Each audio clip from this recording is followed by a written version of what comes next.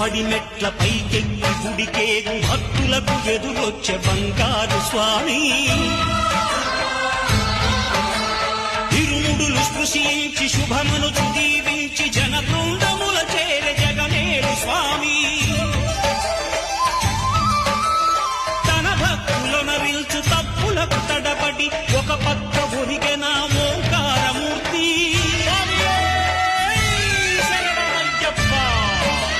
స్వాములందరూ తనకు సాయము కాగా ధీమంతుడై లేచే ఆ కన్య స్వామి